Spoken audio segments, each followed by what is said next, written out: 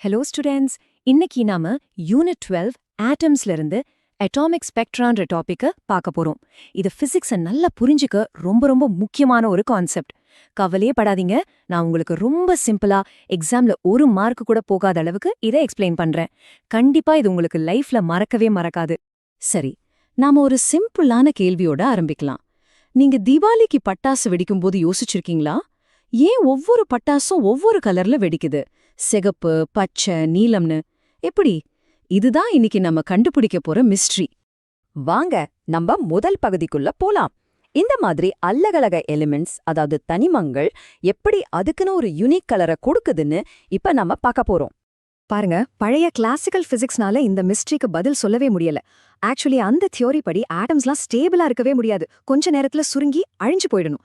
ஆனா அப்படி நடக்குதா? இல்லையே. இது அப்ப இருந்த சயின்டிஸ்ட்க்கு ஒரு பெரிய தலைவலியா இருந்துச்சு. சரி, அப்போ உண்மையான காரணம் என்ன? இந்த மர்மத்தை தீர்க்க ஒரு சூப்பரான வழி இருக்கு. ஒரு சிம்பிள் அனாலஜி தான் தி அட்டாமிக் ஸ்டேர்கேஸ். அதாவது ஒரு ஆட்டம்ல இருக்கிற எனர்ஜி லெவல்ஸ் ஒரு படிக்கட்டு மாதிரி கற்பனை பண்ணிக்கோங்க. ஓகே, இந்த அட்டாமிக் ஸ்டேர்கேஸ் அப்படின்னா என்ன, அது எப்படி வேலை செய்யுதுன்னு இன்னும் கொஞ்சம் டீட்டெயிலா பார்க்கலாம் வாங்க. இந்த மொத்த ப்ராசஸும் வெறும் மூணே ஸ்டெப் தான். ரொம்ப சிம்பிள். பாருங்க, முதல்ல ஒரு எலக்ட்ரான் ரொம்ப லோ எனர்ஜில கீழே இருக்கிற படியில இருக்கு. இத நாம கிரவுண்ட் ஸ்டேட்னு சொல்றோம். ரெண்டாவது, அதுக்கு வெளியே இருந்து எனர்ஜி கிடைக்குது, ஒரு ஹீட் மாதிரி வச்சுக்கோங்களேன். அந்த எனர்ஜியை வாங்கிட்டு அது டக்குன்னு மேல இருக்கிற படிக்கு ஜம்ப் பண்ணிடுது. இதான் எக்ஸைட்டட் ஸ்டேட். ஆனா அது அங்கே இருக்க முடியாது. சோ மூணாவதா, அது திரும்ப கீழே விழும்போது அது வாங்கின எக்ஸ்ட்ரா எனர்ஜியை ஒரு லைட் பாக்கெட்டை வெளியிடுது. அந்த லைட் பாக்கெட்டுக்கு பேர் தான் ஃபோட்டான். அவ்வளோதான். சரி, இப்போ உங்க எக்ஸாம்க்கு ரொம்ப முக்கியமான ஆஃபிஷியல் என்சிஆர்டி டெஃபினிஷனை பாருங்க. இத அப்படியே மனப்பாடம் பண்ணிக்கணும். என்ன சொல்லுதுன்னா, ஒரு அணுவில் உள்ள வெவ்வேறு ஆற்றல் மட்டங்களுக்கு இடையில் எலக்ட்ரான் பேரும்போது உமிழப்படும் அல்லது உறிஞ்சப்படும் மின்காந்த கதிர்வீச்சின் நிறமாலை.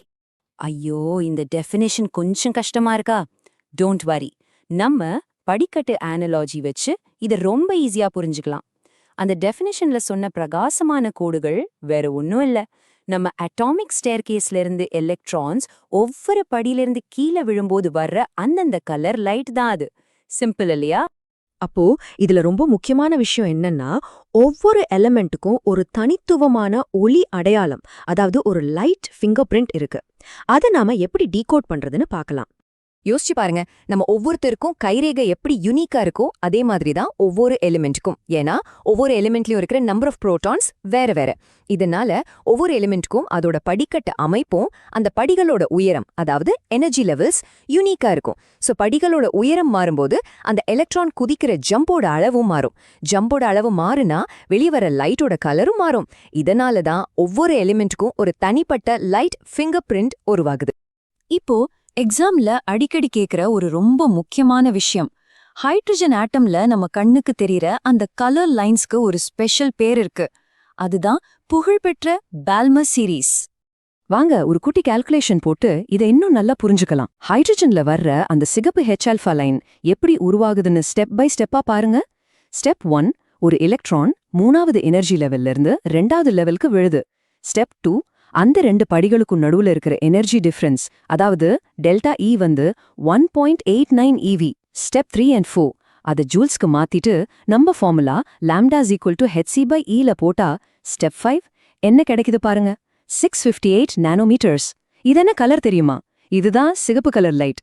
பாத்தீங்களா, நாமளே ஒரு கலரை கால்குலேட் பண்ணிட்டோம். இப்போ ரொம்ப ரொம்ப முக்கியம், ஸ்டூடெண்ட்ஸ் எக்ஸாம்ல செய்யற சில காமன் மிஸ்டேக்ஸ் என்னன்னு பார்க்கலாம். இதை நீங்க தெரிஞ்சுக்கிட்டா அந்த தப்பை நீங்க பண்ணவே மாட்டீங்க, மார்க்ஸும் போகாது. இதுதான் நம்பர் 1 மிஸ்கன்செப்ஷன். நிறைய பேரை எலக்ட்ரான்ஸ சூரியனை சுத்தி வர்ற கோள்கள் மாதிரி நினைச்சுக்கிறாங்க. அது அப்சல்யூட்லி தப்பு. எலக்ட்ரான்ஸ்லாம் அப்படி இஷ்டத்துக்கு எங்க வேணா சுத்த முடியாது. அதுக்குன்னு இருக்கிற அந்த குறிப்பிட்ட எனர்ஜி படிகள்ல மட்டும்தான் இருக்க முடியும். அதுக்கு நடுவுல இருக்க முடியாது. இத வாழ்க்கைக்கும் மறக்காம இருக்க ஒரு சின்ன டிப் சொல்றேன். குவான்டைஸ்ட் அப்படிங்கிற வார்த்தைக்கு அர்த்தம் ஸ்டெப் வைஸ், அதாவது படிக்கட்டு மாதிரி. ஒரு சறுக்கு மரம் மாதிரி ஸ்மூதா இல்ல. சோ எப்போ ஞாபகம் வச்சுக்கோங்க, எலக்ட்ரான்ஸ் டேக் தி ஸ்டேர்ஸ். அடுத்த தப்பு என்னன்னா, ஒரு ஸ்பெக்ட்ரம்ல நிறைய கலர்ஸ் பார்த்த உடனே அங்க நிறைய எலிமெண்ட்ஸ் இருக்குன்னு நினைக்கிறது. அதுவும் தப்புதான். ஒரே ஒரு ஆட்டம், உதாரணத்துக்கு ஹைட்ரஜன், பல கலர்களை உருவாக்க முடியும். ஏன்னா அந்த ஒரே ஆட்டம்லயே நிறைய படிகள் இருக்கு இல்லையா? எலக்ட்ரான் ஒவ்வொரு படியிலிருந்து கீழே விழும்போதும் ஒவ்வொரு கலர் வரும். So one atom many colours. சரி, கடைசியா இந்த ஒரு டாபிக் மத்த பிசிக்ஸோட எப்படி கனெக்ட் ஆகுதுன்னு பார்க்கலாம். அப்போதான் இதோட முழு இம்பார்ட்டன்ஸ் உங்களுக்கு புரியும். நாம அட்டாமிக் ஸ்பெக்ட்ராவை பத்தி படிக்கிறது ரொம்ப முக்கியம். ஏன்னா இதுதான் குவான்டைசேஷன் என்ற மாடர்ன் பிசிக்ஸோட பெரிய ஐடியாக்கு முதல் ஆதாரம். இதுதான் ரதர்ஃபோர்டோட ஆட்டம் மாடல்ல இருந்து பிரச்சனையை சால்வ் பண்ணுச்சு. இதுக்கப்புறம் நீங்க படிக்க போற போர் மாடல் ஆஃப் ஆட்டம்க்கு இதுதான் ஃபவுண்டேஷன். எல்லாத்துக்கும் மேல ஒரு அமேசிங் விஷயம் என்னன்னா, இந்த ஸ்பெக்ட்ராவை வச்சுதான் நம்ம பல கோடி லைட் இயர்ஸ் தூரத்துல இருக்கிற ஸ்டார்ஸ்ல என்னென்ன எலிமெண்ட்ஸ் இருக்குன்னே கண்டுபிடிக்கிறோம். ஓகே, அப்போ இன்னைக்கு நாம படிச்சத ஒரு குவிக் சம்மரி பார்த்துடலாம். இந்த கீ பாயிண்ட்ஸ் உங்க எக்ஸாம்க்கு நல்ல ஞாபகம் வச்சுக்கோங்க. 1. ஆட்டம்ஸ் குறிப்பிட்ட வேவ்லென்ஸ்ல மட்டும்தான் லைட்டை வெளியிடும். 2. ஒவ்வொரு எலிமெண்ட்டுக்கும் ஒரு தனிப்பட்ட ஃபிங்கர் பிரிண்ட் ஸ்பெக்ட்ரம் இருக்கு. 3. எலக்ட்ரான் மேலிருந்து கீழே குதிக்கும் போதுதான் லைட் வரும். 4.